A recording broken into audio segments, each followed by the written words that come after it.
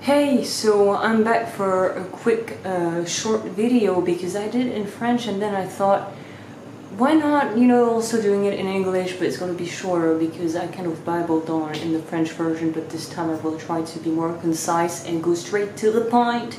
Yeah, it's not the glowy effect on my face, it's not the makeup, it's that I'm sweating like a pig. So just to let you know, the theme of this video is something that I thought was interesting because it's something I had never done before, and yet I think it's a very interesting subject for all the people that, all the jewelry lovers out there, and the people that also want to create it. I think it's interesting, it's important even to keep an eye on what's trendy, what's in, and what are the top jewelers out there, because it changes all the time. So I think it's good to kind of keep an eye on that. And if you're like a silversmithy or a jeweler, or you want to create jewelry, I think it's good to know what's hot at the moment, and at the same time not to look at this too often, because I'm convinced that we're all like sponges, and unconsciously we might kind of try to soak in ideas that weren't ours, and then we end up doing stuff that look very similar to what you had seen like 2 weeks ago. You know what I'm saying? So I think it's important to find the right balance, to know what's in, and at the same time keep your own individuality and keep the creative juice flowing, your creative juice, and not somebody else, and not come up with kind of half stealing the concept of someone else to try to put your own little thing to it, and coming up with something that is just not it, and that doesn't reflect not who you are, but in a way what your creativity would reflect if you just had kept focused on what you wanted to do, not what somebody else is already doing, if it makes sense. So this is just for that. I will not talk too much about the high jewelry, you know, the maison, because it doesn't interest me. Ethically, they're pretty questionable, and they don't really take any actions to try and be more ethical when it comes to the sourcing of the stones and of the precious metals, especially gold. So yeah, it doesn't really interest me. I don't like the idea behind it. I respect the kind of savoir-faire, you know, and all that, but I really don't. They don't bring anything fresh, and like I was saying, here she goes again. I said I was going to do something short, but yeah, I really feel that the big, like, kind of established, prestigious houses, they don't bring anything new, and even their marketing things and the ads, and it sucks. I mean, it's really shit with all the money they have. Honestly, the ads and the things should be amazing and should be really kind of on point, and they're not, and I feel like what a waste of money. If you want ideas, I could give you some ideas. I'm kidding, but yeah, it's true. No, I just saw on Instagram, because obviously the ads are related to what I watch the most, which is jewelry stuff. And I was just horrified with this big brand I'm not going to name, like so prestige and all that. But you know, I mean, the ad and the products aren't fucking prestige at all. Like, it's the same thing all over again. It's all déjà vu. They don't come up with anything fresh. That's why I'm not going to be focusing on those types of things, apart from one that I will mention, and I'll explain why. So I will start off, let's start off things first is the Instagram. All the links will be in the description box. On Instagram, if you want to keep it fresh and know what's in, I would really recommend you to follow Bijou Review and Rose Arc. So Bijou Review is a woman that just, I don't know if she's a jewelry consultant, but she always posts photos of jewelry designer, and famous and less famous, and it's always, there's a lot of content, so it's really nice. And Rose Arc is actually a shop, I think, in Los Angeles, and the good thing with her Instagram is that she takes from different designers pieces of jewelry, really one-of-a-kind pieces of jewelry, and you can have a lot of inspiration and find out about a lot of new emerging designers thanks to her Instagram. Then I'm going to start with my 3-4 favorites. But before, I'm going to talk about the only maison that I think is worth talking about. Fabergé, Russian.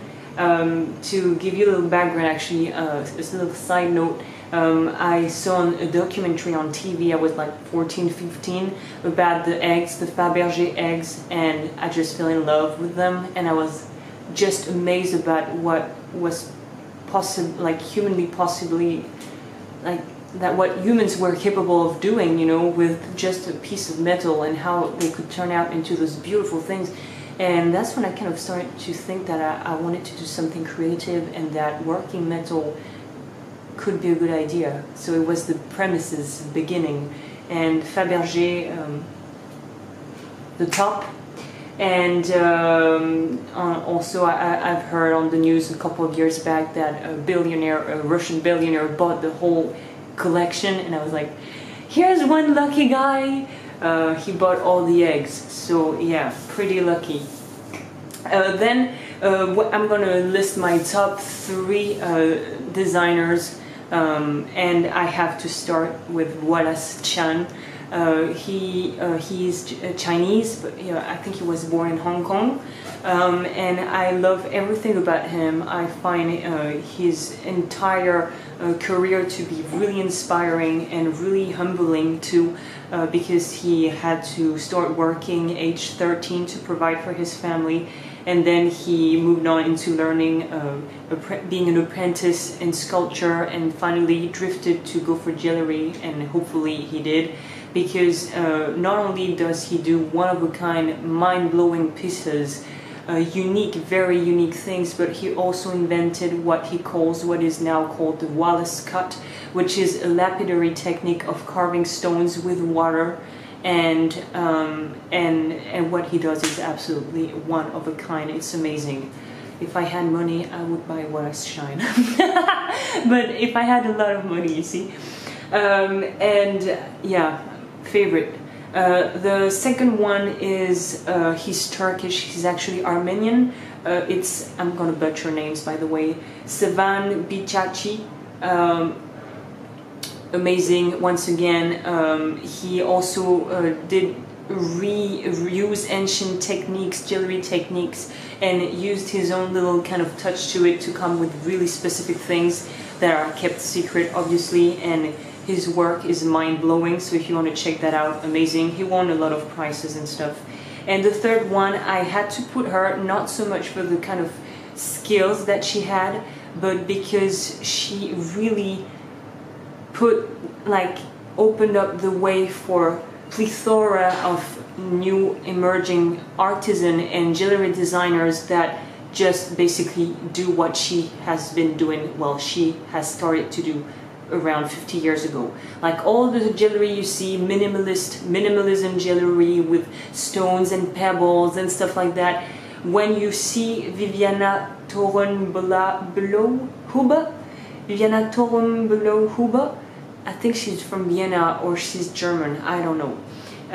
But she was way ahead of her time, and it's not so much the skills, like the jewelry skills, but it's how she came with the concept that just spread, and that it's still living nowadays, because she's the one who came up. I don't know if you know the Calvin Klein watches. They have those watches that are really sleek, really minimalist design, in usually silver. I don't know if you know what I'm talking about, but she came up with the idea. That's where they got the inspiration. So she really was a pillar in the kind of minimalist jewelry that was to, you know, lead on after her.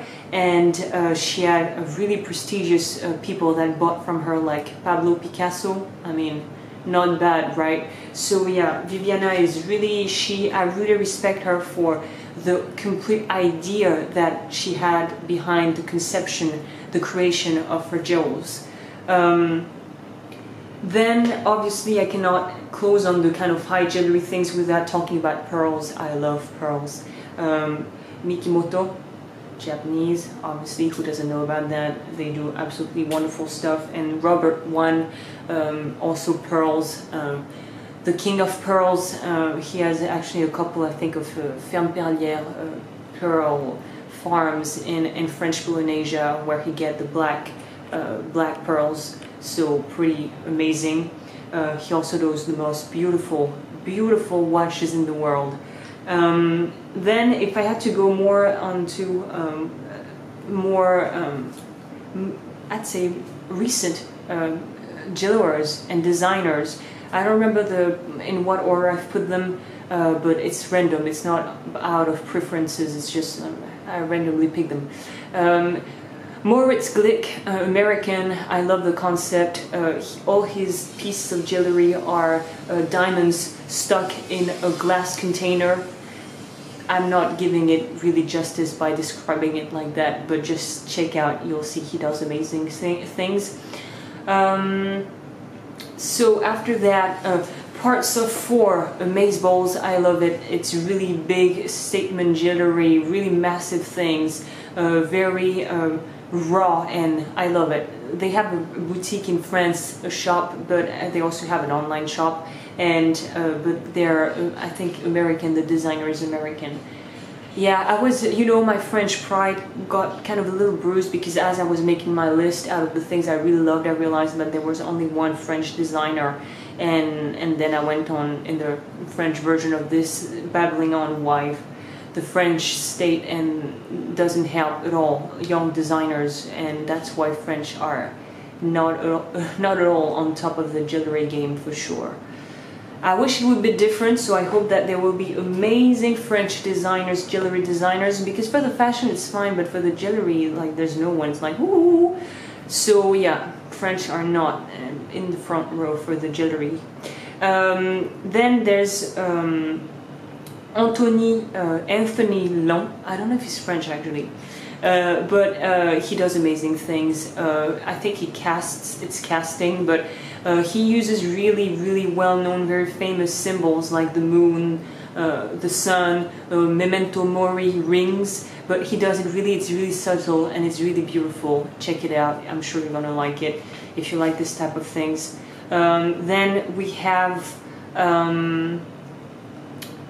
Aparte Jewellery, very one-of-a-kind things. It's a German brand, I guess, but they don't really have a website. I think they don't really give a shit about all that, but you can Pinterest them and see what they do. They do collections that have themes, and mostly it's a collection of necklaces, absolutely beautiful. Then we have